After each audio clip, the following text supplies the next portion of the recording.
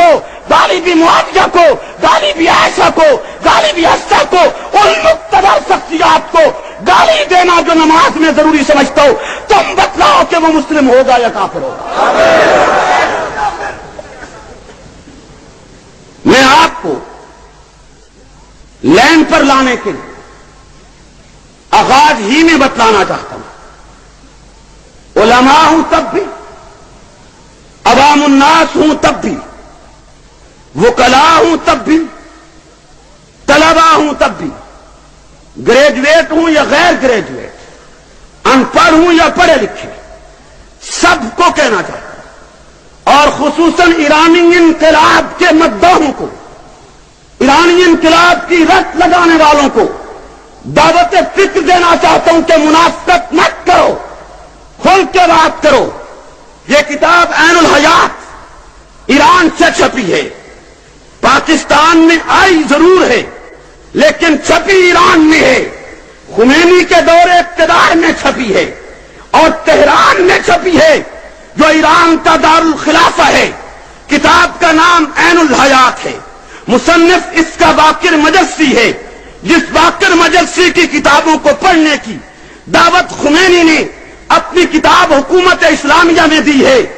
باقر مجلسی اپنی اس کتاب عین الحیات کے صفحہ 599 پر تحریر کرتا ہے۔ میں وہی الفاظ آپ کے سامنے لا کر آپ کی مذہبی غیرت کو پوری طرح جھنجھوڑنا چاہتا ہوں۔ جس کا دل چاہے سٹیج پہ آ کے کتاب دیکھ لے۔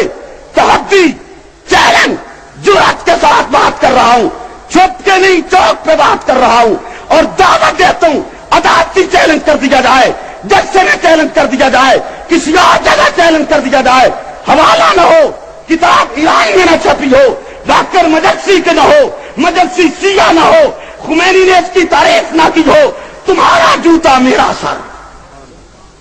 اور اگر حقیقت ہے پھر تمہیں اپنے ذہن کو تبدیل کرنا ہوگا۔ آئیے عین الحیات باقر مجلسی صفحہ 599 لکھا یہ ہے، بسند معتبر منقول است، کہتے ہیں معتبر سند کے ساتھ یہ بات ہم تک آئی ہے۔ معتبر سند، ضعیف نہیں، کمزور سند نہیں، بسند معتبر منقول است، مضبوط روایت کہتا ہے ہم تک پہنچی ہے۔ کیا؟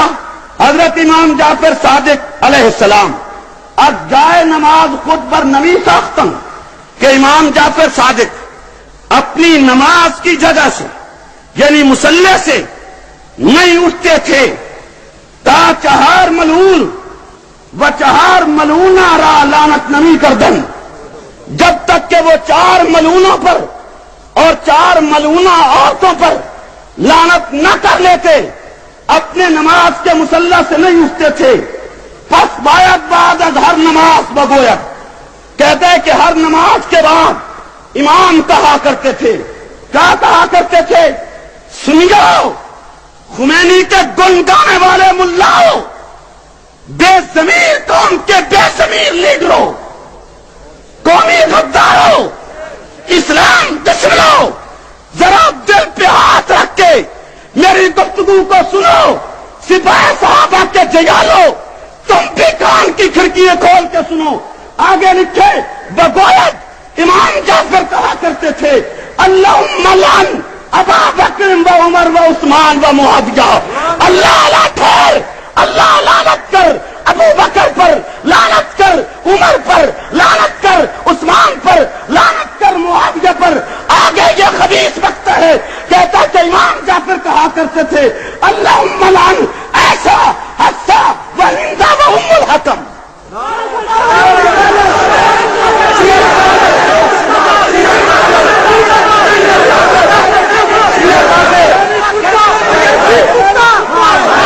میری تقریر کا جواب، میری گفتگو کا جواب فرقہ واریت کا عام فام لفظ استعمال کر کے مت دیا جائے، دلائل سے دیا جائے۔ یہ صاف جانا لفظ ہے جو رد دیا گیا ہے۔ اگر یہ فرقہ ہے تو پھر قادیانی بھی فرقہ ہے، پھر قادیانیت کے خلاف بولنا بھی فرقہ واریت ہوگا، اگر اس کے خلاف بولنا فرقہ واریت ہے۔ قادیانیت کے کفر سے یہ کم کفر نہیں ہے. یہ فرقے کی نماز میں ابو بکر پہ لعنت کی جاتی ہو، یہ فرقے کی نماز میں عمر پہ لعنت کی جاتی ہو، یہ فرقے کی نماز میں پیغمبر کی ازواج طیبات کو لعنت کی جاتی ہو.